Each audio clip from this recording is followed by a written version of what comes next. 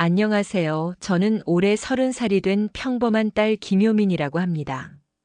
이렇게 이름을 밝히며 시작하는 것은 기나긴 일기 같은 이 이야기를 듣고 계실 저의 부모님께서 조금이나마 덜 놀라셨으면 해서입니다. 그럼 이야기 시작하겠습니다.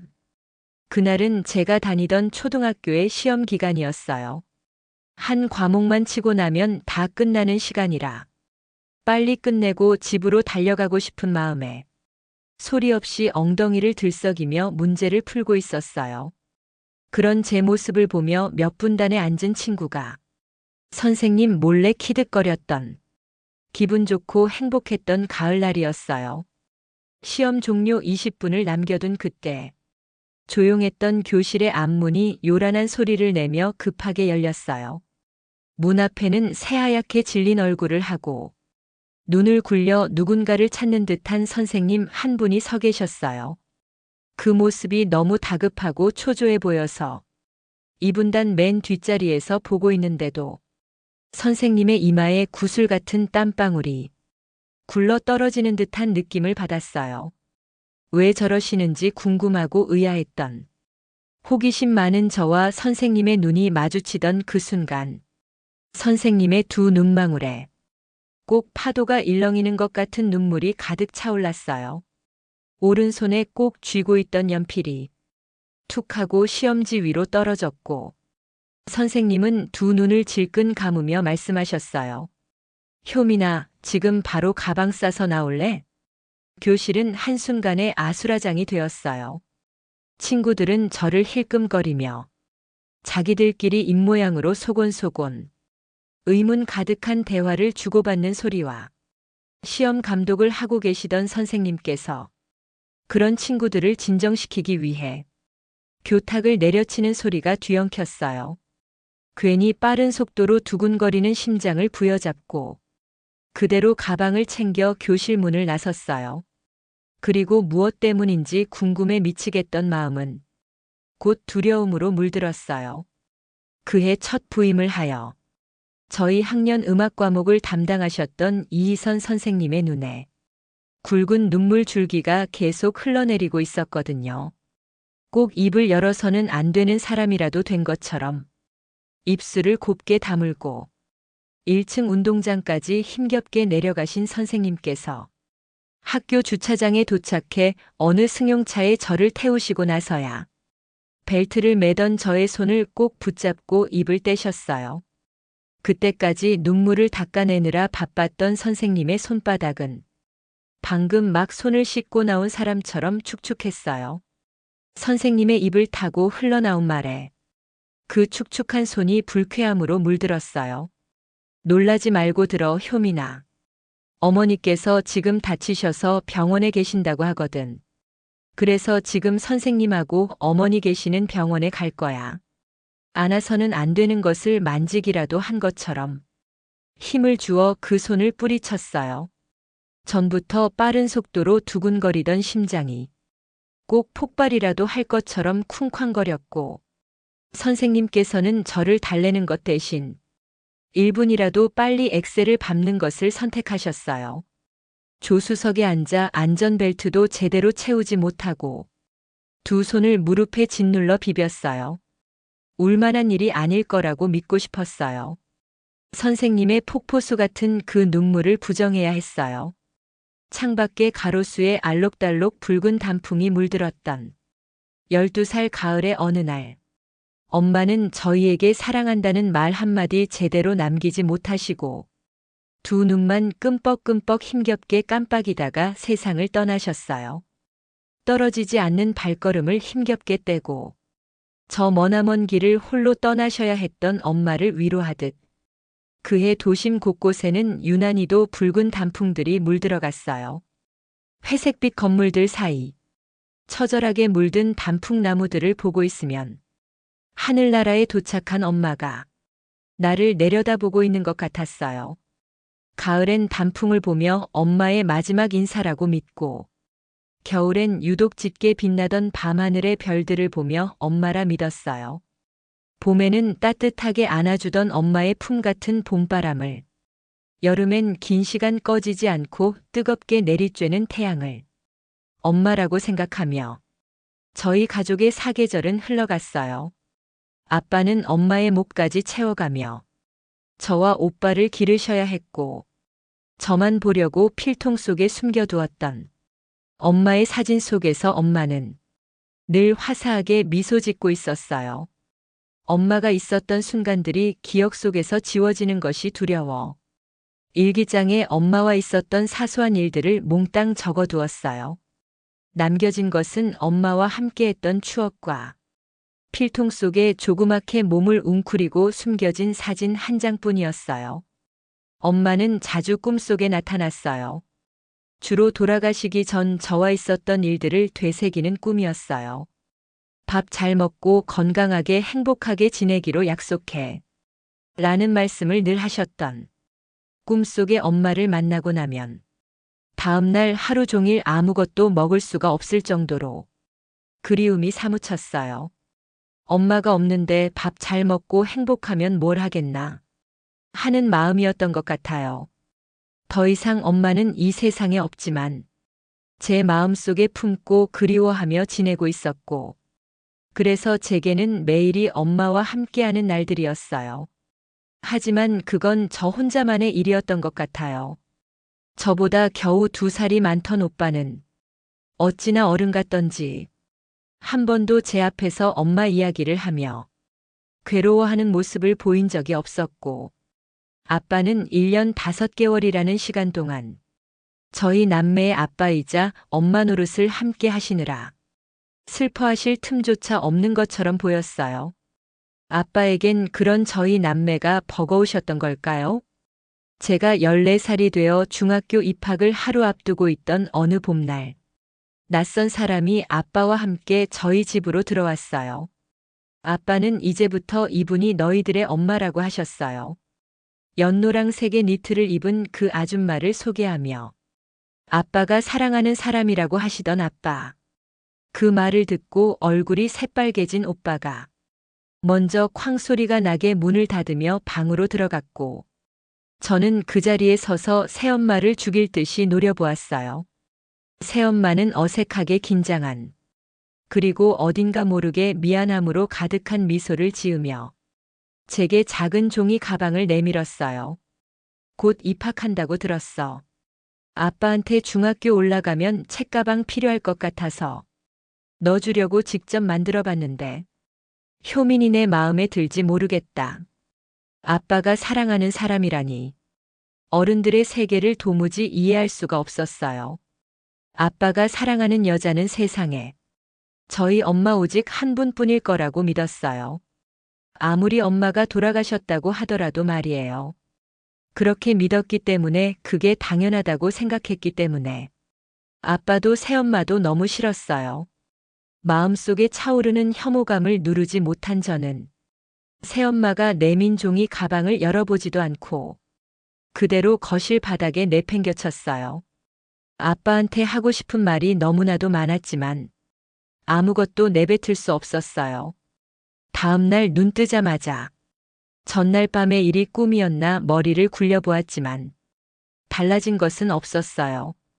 하긴 사실이라도 하듯 새엄마가 직접 만들었다는 분홍빛의 책가방이 문고리에 걸려 있었거든요.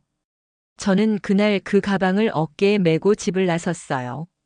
그리고는 감격한 목소리로 베란다 문을 열고 학교 잘 다녀오라고 인사를 건네던 새엄마에게 보란듯이 아파트 분리수거 쓰레기장에 가방을 던져버렸어요. 학교에 갔다가 집에 돌아오면 제 못돼 먹은 성격에 놀란 새엄마가 도망을 가고 없기를 간절히 바랐어요.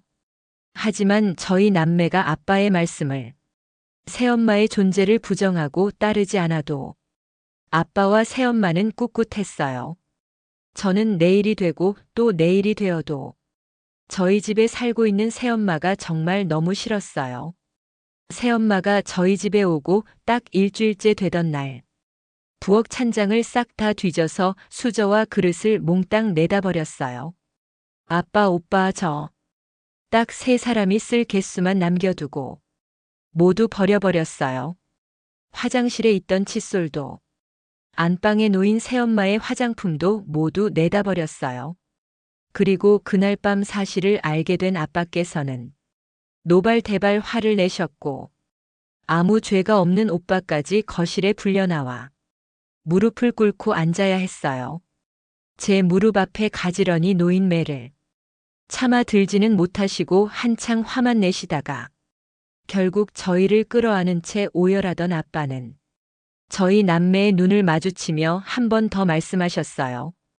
딸, 아들, 아빠가 사랑하는 사람이야. 그러니까 너희한테도 엄마가 맞아. 엄마라고 불러라. 알겠지? 혹시나 했지만 역시나 지난번과 똑같은 말씀이었어요. 저는 그 말씀을 다시 또 듣게 되니 아빠를 향한 분노가 눈물이 되어 뚝뚝 흘러내리는데 오빠는 옆에서 고개를 끄덕거리고 있었어요.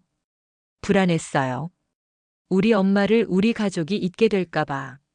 저는 오빠의 옷깃을 쥐고 흔들며 더 큰 소리로 소리내어 울었어요. 아니라고. 우리 엄마는 한 사람뿐이라고. 그때 문이 열리고 새엄마가 들어왔어요. 거실에 무릎을 꿇고 앉은 저희 남매와 바닥에 놓인 회초리를 번갈아 보던 새엄마가 놀란 숨소리를 내며 장바구니를 내팽겨치고 달려오셨어요. 애들을 때린 거야? 이 어린 것들을 때릴 데가 어디 있다고. 매를 들었냐며 아빠를 나무라던 새엄마. 세 사람 모두가 아무 대답을 하지 않자 아빠의 어깨를 흔들며 정말 애들을 때린 거냐고 울부짖는 새엄마를 향해 저희 안 맞았어요. 괜찮아요. 엄마. 라고 어색한 목소리로 오빠가 말했어요. 놀란 듯 굳어버린 새엄마와 어금니를 꽉 깨물고 고개를 숙여버린 오빠를 뒤로 한 채 집을 뛰쳐나갔어요. 오빠가 왜 엄마라는 소리를 한 건지 도무지 이해할 수가 없었어요. 저는 끝까지 부르고 싶지 않았어요. 부를 수 없었어요. 저 낯선 여자를 제 입으로 엄마라고 부르는 순간 제가 사랑하는 그리고 저를 사랑하는 저의 진짜 엄마. 하늘나라에서 항상 우리 가족을 지켜주던 우리 엄마가 영영 저희 곁을 떠나버릴 것 같았어요. 한 번도 회초리를 꺼내 보이신 적 없던 아빠가 회초리를 꺼내셔서 함께 엄마의 자리를 지킬 것 같았던 오빠가 새엄마를 향해 엄마라고 불러버려서 제 가슴엔 더 큰 미움과 원망의 불씨가 타오르기 시작했어요. 그렇게 집을 뛰쳐나갔지만 저라고 마땅히 갈 곳이 있는 건 아니었고 결국 밤늦게까지 근처 공원을 배회하다 오빠의 손에 끌려 집으로 돌아가게 되었어요. 조용히 불이 꺼진 집, 방 안에 가지런히 놓여있던 새 옷가지들, 일부러 새엄마 보라고 휴지통에 옷가지들을 쑤셔 넣고 자리에 누워 기도했어요. 내일 눈 뜨면 모든 것이 꾸미게 해달라고. 새엄마 그만 미워할 테니 내일 눈 뜨면 우리 엄마 다시 돌려달라고. 빌고 또 빌었어요. 그때는 몰랐어요. 제가 가출을 하고 집을 뛰쳐나간 그 반나절 동안 제 필통 속에 있던 엄마의 사진이 없어졌다는 것을 말이에요. 주말이 지나고 월요일이 되고 나서야 뒤늦게 알게 되었어요. 어디 실수로 흘리기라도 한 걸까봐 교실 구석구석, 방 한 구석구석을 몇 날 며칠 동안 전부 다 뒤져보았지만 흔적도 찾을 수가 없었어요. 일주일에 걸쳐 사진을 찾다 지친 저는 버리고 또 버리는데도 자꾸 제 방에 새로 놓여있는 새엄마가 지어놓은 옷가지들을 보며 생각했어요. 그날도 집에 돌아왔을 때 방 안에는 새 옷가지가 놓여 있었으니 이건 분명 엄마를 질투한 새엄마가 엄마 사진을 가져다 버린 것일 거라고 말이에요. 생각이 거기까지 미치니 행동으로 움직이지 않을 수 없었어요. 저는 방 안에 들어가 화장대며 옷장을 모조리 뒤지기 시작했어요. 아무리 뒤져도 보이지 않는 엄마의 사진에 잔뜩 애가 타고 두려웠어요. 버렸으면 어쩌지. 하나밖에 없는 가장 최근 사진인데. 안방을 엉망으로 만들고 지쳐서 울고 있던 그때 오빠가 저를 발견하고 놀라서 다그쳤어요. 대체 뭐 하고 있는 거냐고 말이에요. 저는 그런 오빠의 어깨를 붙잡고 엉엉 울며 말했어요. 엄마 사진이 없어졌어.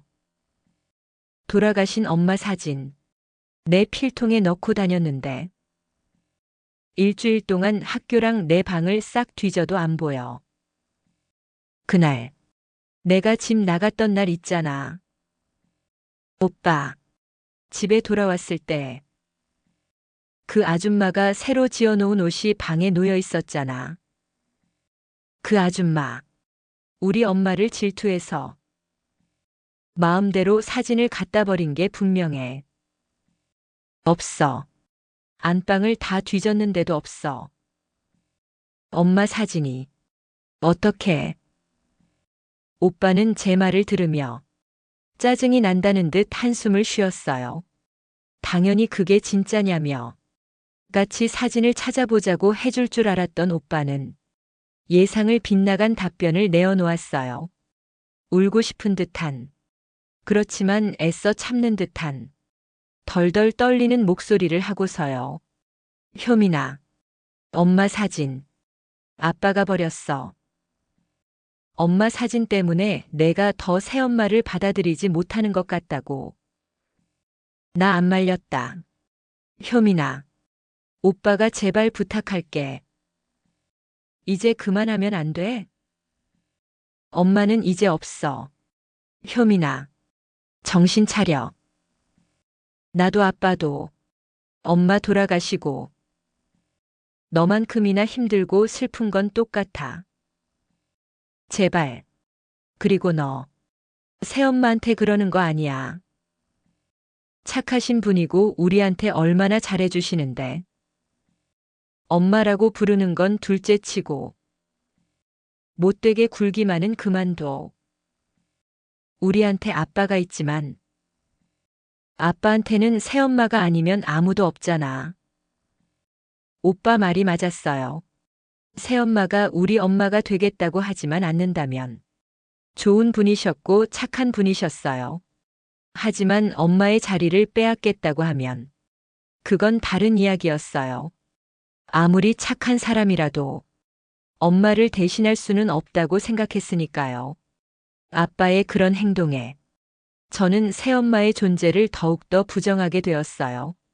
착한 새엄마를 착하다고 말하는 오빠의 말은 그 착함마저도 위선으로 생각하게 될 만큼 거부감이 들었어요. 그날 밤 집에 돌아온 아빠를 붙잡고 엄마의 사진을 돌려달라고 빌었어요. 손바닥을 비비며 싹싹 빌어도 보고 무릎을 꿇고 엉엉 울기도 했지만 아빠는 불에 태워버렸다는 말과 함께 끝내 엄마의 사진을 돌려주지 않으셨어요.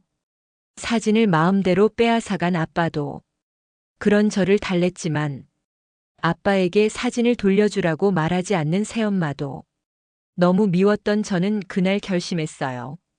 그렇다면 나는 이 집에서 없는 사람처럼 지내겠다고 말이에요. 그렇게 저는 혼자 이 집에 사는 사람인 양. 그게 아니면 투명인간이라도 된 것 마냥 집안에 누구와도 대화하지 않고 지냈어요.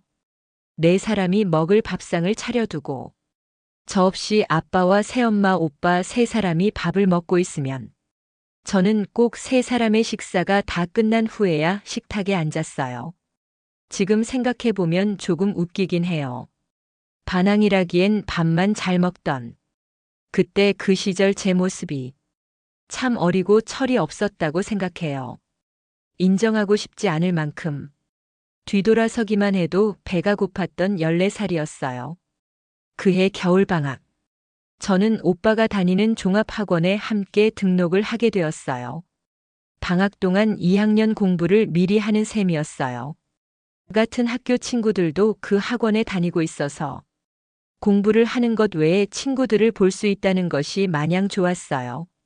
학원에 가는 동안 서먹했던 오빠와도 다시 마음을 풀고 지내게 되었어요. 아빠와는 여전히 서먹했고 새엄마도 여전히 미웠지만 말이에요. 학원은 오전에 시작해서 오후에 끝이 나는 시간표였어요. 그래서 중간에 점심밥을 챙겨 먹어야 했어요. 오빠는 늘 새엄마가 싸주시는 도시락을 가져갔었고, 저는 친구들과 편의점에서 사 먹으며 지냈어요. 몇 번 챙겨주시던 도시락을 집에 그대로 두고 다니고, 오빠를 통해 보내셨던 도시락도 손대지 않고 그대로 반납했더니, 더 이상 제 점심은 따로 챙기지 않으셨어요. 저는 그래야 한다고 생각했어요. 새엄마가 저를 위한다는 그 마음을 거부해야 한다고 생각했어요. 그게 저희 엄마를 위한 일이라고 굳게 믿었거든요. 그러던 어느 날, 학원에서 돌아온 제가 화장실 변기를 붙잡고 1시간 동안 속에 있는 것들을 다 개워내는 일이 발생하게 돼요. 그날 하루 먹은 것이라고는 편의점 삼각김밥과 컵라면밖에 없는데 제대로 씹지 않고 삼킨 것인지 단단히 체해버린 것이었어요. 그렇게 아픈 와중에도 등을 두드려 주시려는 새엄마와 아빠의 손길을 독하게도 밀쳐내고 오빠를 방패 삼아 변기를 끌어안고 울었던 기억이 나요. 어찌나 엄마가 보고 싶던지, 왜 나만 이렇게 엄마를 그리워하고 아빠와 오빠는 멀쩡하게 살아가는지 억울하고 슬펐어요. 그렇게 물만 마시고 억지로 잠이 들었던 다음 날 아침, 학원을 가려는데 식탁 위에 올려진 도시락 2개가 눈에 들어왔어요. 뭐라 적어둔 쪽지가 신경 쓰였지만 무시하고 학원으로 향했어요. 전날 속을 다 비워내서인지 오전 수업 내내 제 배에서는 꼬르륵 소리가 요동을 쳤어요. 기다리던 점심시간이 되어 친구들과 편의점으로 달려갔지만 삼각김밥과 라면은 쳐다만 봐도 속이 좋지 않아 마땅히 먹을 만한 게 없었어요. 죽을 먹어야 한다고 호들갑을 떠는 친구들을 뒤로 하고 진열대에서 가장 부드러워 보이는 빵을 집어들었어요. 그렇게 각자 손에 먹을 것 하나씩을 쥐고 편의점을 나오던 그때 학원 앞에 서서 핸드폰을 들여다보며 학원을 살피는 새엄마가 보였어요. 손에는 아침에 제가 그대로 두고 나왔던 도시락 가방이 들려 있었어요. 얘들아, 우리 그냥 편의점 안에서 먹고 갈래? 친구들을 돌려 세우려 급하게 말을 내뱉고 뒤를 돌던 그 순간 새엄마가 편의점 앞에 저를 발견하고 제 이름을 불렀어요. 누구냐는 듯한 눈빛을 한 친구들을 먼저 들어가 있으라고 편의점 안으로 들여보내고 잔뜩 걱정이 어린 얼굴의 새엄마와 마주보고 서서 일방적인 대화를 나누었어요. 새엄마는 도시락 가방을 억지로 제 손가락에 걸어주며 말씀하셨어요. 효민아, 아직 속 다 낫지도 않았는데 빵 같은 거 먹지 말고 이거 먹어. 죽이야. 새엄마의 말씀은 꼭 진짜 엄마가 하는 말이라도 되는 것 마냥 다정했지만 그때 저는 그 말들마저도 다 가식이고 위선처럼 느껴졌어요. 당연히 진심이 아닐 거라고 생각했는지도 몰라요. 새엄마가 손가락에 걸어준 도시락 가방과 제 손에 들려있던 빵을 번갈아 보다가 대답도 하지 않고 편의점 안으로 걸어 들어갔어요. 편의점 내부 테이블에 앉아 의아한 눈으로 저를 쳐다보는 친구들의 시선과 유리창 밖에 서서 걱정스런 마음으로 저를 쳐다보던 새엄마의 시선. 저는 가방에서 도시락을 꺼내 뚜껑을 열고 그대로 편의점 쓰레기통에 내용물을 쏟아버렸어요. 놀란 목소리로 저를 다그치는 친구들의 뒤로 손바닥으로 얼굴을 가린 채 흐느끼는 새엄마가 보였지만 그 앞에서 보란 듯이 앉아 빵을 뜯어 물었어요. 돌아선 작은 뒷모습을 보며 친구들이 계속해서 저를 나무랐어요. 하지만 저는 개의치 않으려 그 뒷모습이 영영 시야에서 사라질 때까지 허리를 꼿꼿하게 세우고 앉아 빵을 씹고 또 씹었어요. 그렇게 저의 중학교 3년은 새엄마에 대한 증오와 아빠에 대한 원망 속에 흘러갔어요. 그동안 아빠께서 제 손을 붙잡고 수백 번의 부탁을 하셨지만 그렇게 하시면 하실수록 저는 더 무덤덤해질 뿐이었어요. 중학교를 다니는 내내 제 머릿속에는 아빠의 생각이 바뀌지 않는다면 내가 하루라도 빨리 이 집을 벗어나야겠다 라는 생각이 지배하고 있었고, 매년 학년이 올라갈 때마다 담임 선생님과의 상담을 통해 기숙사가 있는 고등학교에 진학을 준비했어요. 학원에서는 집에 가기 싫어서 일부러 빈 강의실에 늦게까지 남아 공부를 하고, 집에서는 거실에 나가기 싫어서 방 안에 틀어박혀 공부를 했던 것이 제 성적에 좋은 영향을 미쳐 담임 선생님의 반응도 긍정적이었어요. 저를 꼭 국제고에 보내려 노력하셨던 담임 선생님의 적극적인 도움 덕분에 문제없이 저희 집을 떠나 기숙사 생활을 할 수 있게 되었어요. 저의 속마음을 모르시던 아빠와 새엄마는 저의 진학에 축하의 말을 마구 쏟아내셨어요.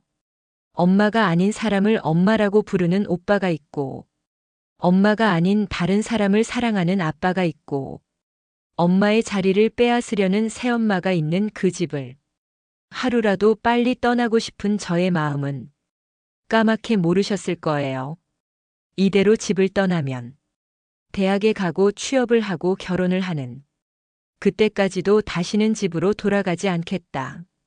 하지만 저의 마음을 한치도 내다보지 못하셨을 겁니다. 고등학교 입학을 앞두고 기숙사로 들어갈 짐 가방을 꾸리던 어느 날 밤, 아무도 들어오지 말라고 찬바람을 일으키며 닫았던 방문이 어느새 삐끗 열려 있는 것도 모른 채 이미 큰 바위처럼 무거운 짐 가방에 꾸역꾸역 옷가지들을 쑤셔넣고 있었어요. 다시 돌아오지 않을 거니까 최대한 많은 것들을 챙겨가야 한다고 생각했던 거예요. 문 밖에서 새엄마와 오빠가 함께 저를 물끄러미 바라보고 있다가 아빠께서 무언가 이상함을 직감한 듯 방 안으로 들어오시는 바람에 저도 모르는 사이 문이 열려 있었다는 것을 알게 되었어요. 신경질적으로 제 가방 안의 옷가지들을 손으로 들어 확인하신 아빠가 말씀하셨어요. 너, 이게 다 뭐야? 방학하면 와서 계절 옷만 너 챙겨가면 되는데 왜 사계절 입을 것들을 한 번에 다 챙기고 있어?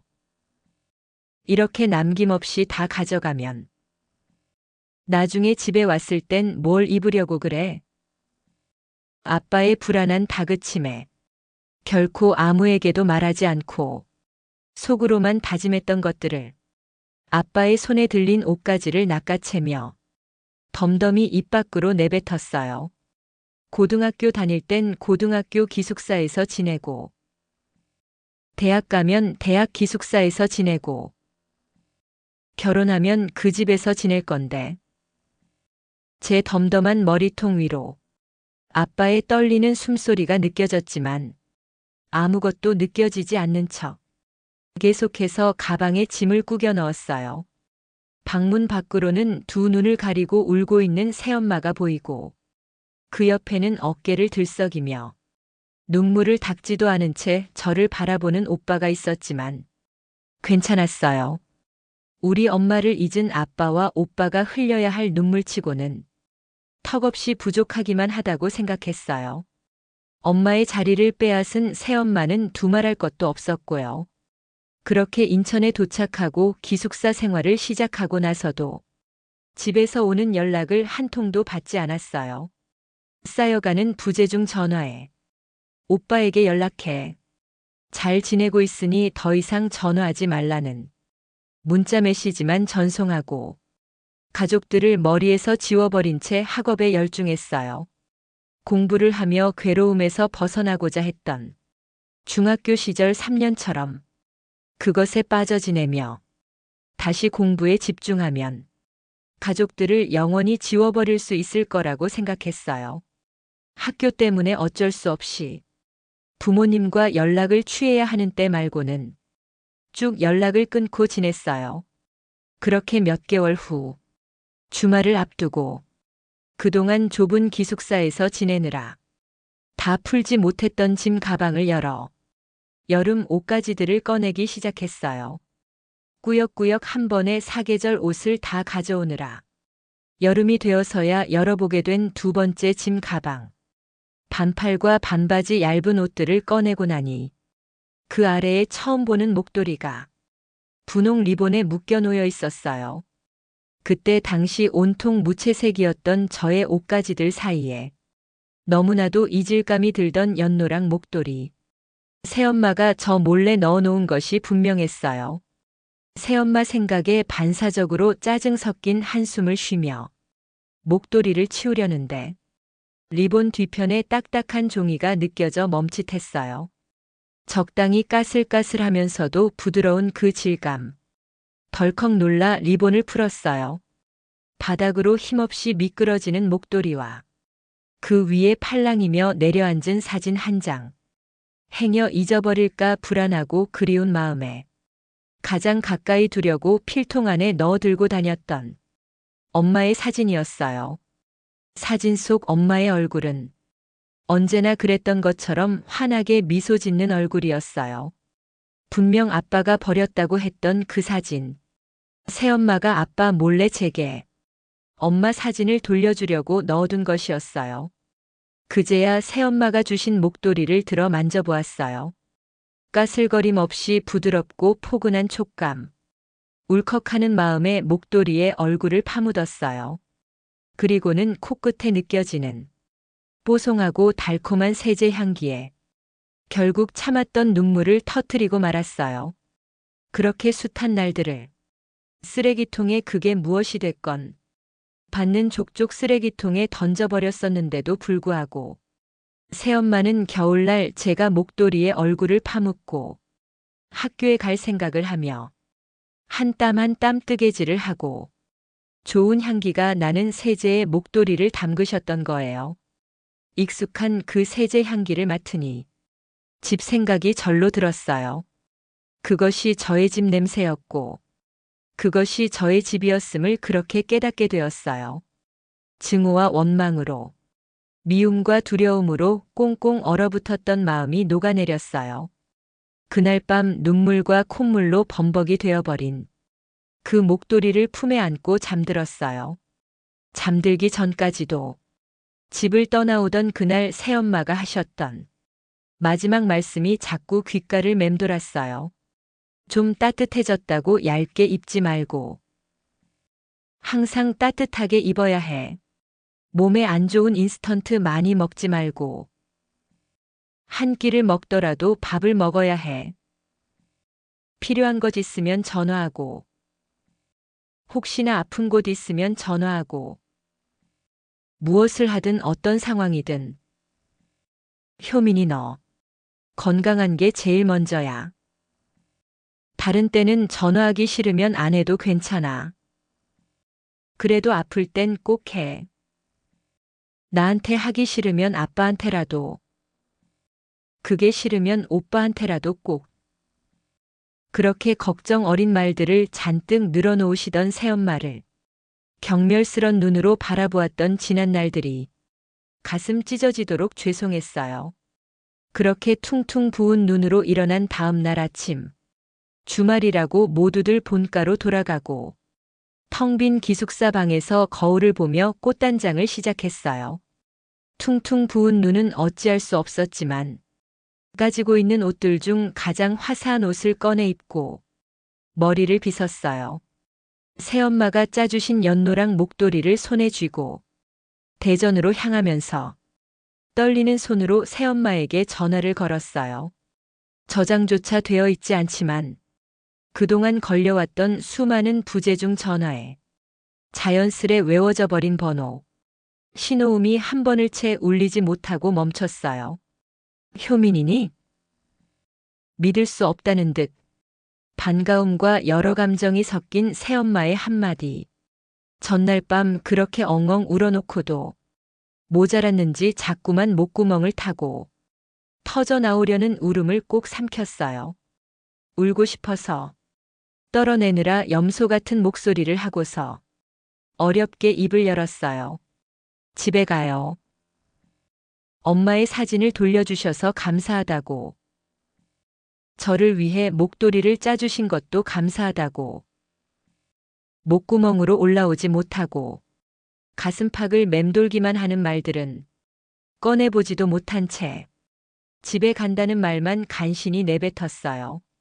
새엄마는 저의 짧은 말에 잠깐 멈칫하시더니 일일이 더 묻지 않으시고 조심해서 오라는 말씀만 하셨어요.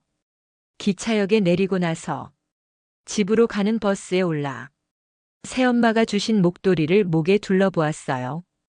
여름이 시작되는 6월에 반팔을 입고 뜬금없이 목도리를 하고 앉아 있으니 사람들이 흘끔흘끔 곁눈질을 했지만 언제 눈물과 콧물로 범벅이 되었었냐는 듯이 뽀송하게 마른 목도리가 기분이 좋았어요. 그리고 집 앞 버스 정류장에 다다라 버스 뒷문에 서서 두르고 있는 목도리를 풀려는 그때 정류장 앞에 나와 저를 기다리고 있던 새엄마와 눈이 마주치고 말았어요. 목도리를 풀다 말고 어색하게 굳어버린 손목과 타이밍에 맞춰 활짝 열리는 버스문. 새엄마는 굳어있는 저를 보시고도 당황하시는 기색 없이 살짝 웃어 보이셨어요. 한 걸음씩 어색하게 다가가 이 다음에 어떤 행동, 어떤 말을 해야 할지 몰라 머뭇하게 서 있던 저를 두 팔을 벌려 안아주시던 새엄마. 새엄마의 품에서는 은은하게 저희 집 냄새가 풍겼어요. 그렇게 연락 한 통 없다가 벼란간 불쑥 나타난 저를 따뜻하게 한번 안아주신 새엄마는 웃음이 나는 걸 참을 수가 없다는 듯 소리내어 웃다가 입을 가리며 물으셨어요. 대체 이 여름에 그 목도리는 왜 두른 거야? 지금 반팔 반바지에 목도리를 두른 효민이네 모습이 얼마나 웃긴지 알고 있어? 결국 한마디도 솔직하게 말씀드리지 못하고 어색하게 땅만 쳐다봤던 저였지만 새엄마는 그런 제가 어디가 그렇게 재미있으셨는지 함께 나란히 집으로 걸어가는 내내 몇 초 간격을 두고 웃음을 터뜨리셨어요. 밤새 울었던 탓인지 저를 보며 눈물을 훔치는 아빠를 보고도 울지 않을 수 있었어요. 몇 개월 되지는 않았지만 제가 떠나기 전과 하나도 달라진 것 없이 그대로였던 저희 집과 제 방은 그동안 제가 얼마나 나쁜 딸이었는지를 깨닫게 해주었어요. 정말로 오랜만에 가족들과 식탁에 모여 앉아 식사를 하고 새엄마와 아빠의 어색하고 기분 좋은 수다를 들어드리며 편안한 시간을 보냈어요. 겨우 3개월 떨어져 지냈다고 집으로 돌아온 기분이 그렇게까지 편안하고 따스하게 느껴질 줄은 꿈에도 몰랐어요. 그저 철없이 멀리로 떠나버리겠다. 다시는 안 보겠다고 다짐했던 3개월 전에 제가 창피했어요. 낯설면서도 어딘가 익숙한 가족들과의 시간이 끝이 나고 잠자리에 들기 전 제 방에 있는 옷장을 열어보고 저는 다시 한번 눈물을 흘릴 수밖에 없었어요. 누가 들을까 소리 한번 내지 못하고 입을 틀어막은 채 눈물을 흘리고 있는 제 눈앞에는 색색이 가지런히 정리된 새 옷가지들이 놓여 있었어요. 그 알록달록한 색감과 부드러운 촉감으로 알 수 있었던 것은 그것은 분명 그동안 새엄마가 직접 손으로 만들어주셨던 제가 몇 번이고 쓰레기통에 집어던져 버렸던 그 옷들이라는 것이었어요. 새엄마는 대체 어떤 마음으로 이 많은 옷들을 계속 모아오셨던 걸까? 그리고 제가 떠난 뒤에야 제 옷장에 이 옷들을 채워 넣어야 했던 그 마음은 또 어떤 마음이셨을까? 자꾸 흐르는 눈물을 손으로 훔쳐 입고 있던 바지에 쓱 닦아내고 씩씩하게 옷걸이를 뒤졌어요. 그중 가장 마음에 드는 옷을 꺼내어 이불자리 머리맡에 가지런히 놓아두고 잠자리에 들었어요. 그리고 다음 날 다시 인천으로 떠나는 저의 몸을 감싸고 있는 것은 흔하디흔한 봉제 천조가리가 아니라 새엄마께서 직접 손으로 지어주신 세상에 단 한 벌뿐인 옷이었어요. 이만 가보겠다고 인사를 드리는 저를 몇 번이고 붙잡아 온 매무새를 살펴주시던 새엄마의 두 눈에는 소리 없이 잔잔하게 반짝이는 강가의 윤슬처럼 반짝이는 눈물이 고여 있었어요. 다음 주에 또 와도 돼요? 그 눈을 보고 있으니 뭔가 아무 말이라도 꼭 해야 할 것 같아서 생각해낸 말이 고작 다음 주에 또 와도 되느냐는 질문이었어요. 계속 옷자락을 만지기만 하시던 새엄마가 제 질문에 두 눈에 고여있던 눈물을 싹 지우고 큰 소리로 대답해 주셨어요. 당연히 되지. 여기가 효민이 너. 우리 집인데. 그 대답에 힘을 얻고 떨어지지 않는 발걸음을 돌려 버스에 올라탔어요. 떨어지지 않는 발걸음이라니. 황당했어요. 집을 떠나 기숙사로 향할 때만 해도 제게 이런 날이 오게 될 거라고는 상상도 하지 못했었는데 말이에요. 하지만 그 황당함 속에서도 자꾸만 새어나오는 웃음은 어쩔 도리가 없었어요. 마음속에 엉켜있던 응어리가 완전히 풀어진 것 같은 홀가분하고 편안한 기분이 온몸을 감쌌어요. 그렇게 저는 다음 주에도 그 다음 주에도 주말마다 대전행 기차에 몸을 실었어요. 그러다 찾아온 여름방학에는 아예 대전 집에서 지냈어요. 한번 못되게 굴었던 마음이 벽을 허물었다고 해서 얼굴에 철판을 깐 사람처럼 뻔뻔하고 살갑게는 잘 되지 않았지만 그런 저를 다 안다는 듯 먼저 말을 걸어주시고 이것저것 함께 하려고 해주시는 새엄마의 포용력 덕분에 저희 두 사람의 사이는 제법 가까워지게 되었어요. 그렇게 천천히 가까워진 저희의 시간은 빠르게 흘러가 어느덧 저는 대학생이 되었어요. 학교를 서울로 가면서 또다시 집에서 떨어져 지내야 했지만 주말마다 기차에 몸을 싣고 대전으로 가는 것은 습관처럼 몸에 배어 피곤하지도 않았어요. 방학에는 꼭 서울에 있어야 하는 날들을 제외하고는 대전 집에 말뚝을 받고 지내며 가족들과의 소소한 추억들을 계속해서 쌓아갔어요.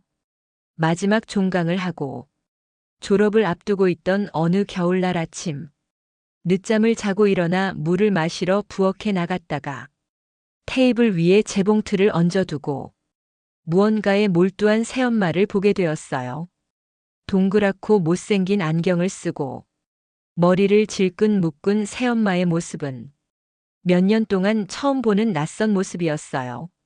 잠에서 덜 깨 부스스한 얼굴을 하고 쭈뼛쭈뼛 새엄마 옆으로 다가가 앉았더니 코까지 내려앉은 안경을 고쳤으며 잘 잤느냐 물어보셨어요. 저는 고개를 두어 번 끄덕이고 재봉틀 위에 펼쳐진 정체 모를 천쪼가리들을 이리저리 구경했어요. 새엄마는 그런 저의 머리를 쓰다듬으며 쓰고 있던 안경을 벗어 재봉틀 위에 올려두셨어요. 안경을 눈앞에 가져다 대니 뱃멀미를 하는 것처럼 세상이 울렁거렸어요. 제가 이상한 표정을 짓자 작게 웃으며 안경을 다시 고쳐 쓰시던 새엄마의 모습에 괜스레 가슴이 두근거렸어요. 도수 높은 안경에 맨 얼굴이 보일 때보다 훨씬 작아진 눈을 하고 재봉틀에 집중하시던 그 모습이 왜 그렇게 멋있어 보였는지 모르겠어요. 저는 새엄마를 보다 말고 제 몸에 걸쳐진 티셔츠를 왜 만졌어요. 그러다 문득 새엄마는 왜 자꾸 옷을 짓는지 궁금해졌어요. 저의 돌발 질문에 새엄마는 쑥스러운 듯 뺨을 긁으며 대답하셨어요. 그러고 보니 효민이 넌 내가 옷 만드는 거 처음 보겠구나. 내 오빠는 어릴 때 몇 번 옆에서 봤는데 처음에는 하루를 보내고 남는 시간에 무얼 하면 좋을까 하다가 별 생각 없이 시작했던 거였어.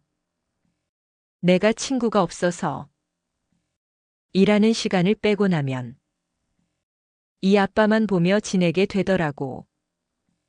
아빠는 가정도 있고 하루가 길고 피곤할 텐데 내가 너무 의지하게 되니까 줄여보려고 시작했는데 글쎄, 하다 보니 점점 재미있고 흥미롭더라. 사람들이 왜 취미 생활을 가지려고 이것저것 해보면서 노력하는지 이해할 수 있겠더라. 특별히 손재주가 있다고 생각하지는 않지만 직접 만들어 입고 만들어 입히니 기분이 좋기도 하고 별거 아니지. 새엄마의 대답은 제가 생각했던 것보다 더 가슴에 와닿았어요. 친구가 없어서, 그리고 아빠한테 의지하는 시간을 줄이고 싶어서 라는 솔직하지만 어딘가 마음 아픈 대답에 가슴이 시렸어요. 그 후 몇 날 며칠을 친구들에게 부탁해 포토샵하는 방법과 블로그 작성하는 방법을 배웠어요. 그동안 친구들이 너나 없이 다 할 줄 알고 지내도 딱히 관심이 없어 등한시했던 것들이 그제야 제게 필요해진 것이었어요. 새엄마가 쑥스러워하지 않아도 되는, 그리고 누구에게나 인정받는 멋진 실력이라는 것을 아시도록 할 수 있는 방법이 뭘까 고민하다가 내린 결정이었어요.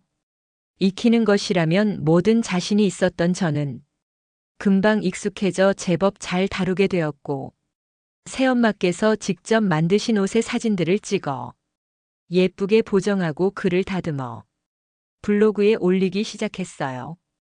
댓글이 달리면 깜짝 선물로 새엄마께 보여드리려 했지만 계속되는 사람들의 무반응에 결국 새엄마께 도움을 요청해야 했어요.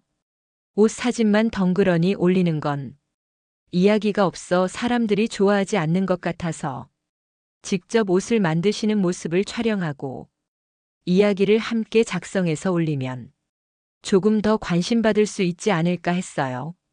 그래서 평소처럼 못난이 안경을 쓰고 머리를 질끈 묶은 채 재봉틀을 하고 있는 새엄마 앞에 카메라를 들이밀고 잽싸게 사진을 찍었어요. 깜짝 놀란 새엄마는 갑자기 웬 사진이냐며 다급히 얼굴을 가리셨어요. 카메라 속 부스스한 새엄마의 모습을 확인한 저는 카메라를 내려두고 새엄마의 등 뒤로 가 엉망이 된 머리칼을 빗어 예쁘게 머리를 다시 묶어드렸어요. 목 뒤로 일부러 애교 머리 한 가닥을 빼내고 나니 제법 장인의 헤어스타일 같은 느낌이 들었어요. 그렇게 한참을 침묵의 촬영에 몰두하고 나서야 새엄마께 전후 사정을 말씀드렸어요. 엄마, 이렇게 좋은 옷, 예쁜 옷 짓는 거 세상 사람들한테 알리고 싶지 않으세요? 요즘 학생들 사이엔 여기 이렇게 블로그라는 게 유행이에요. 각자 관심 있는 주제에 대해 이야기하고 사진도 올리고 하는 거예요. 저 여기에 엄마 사진이랑 옷 짓는 이야기 올려보고 싶어요.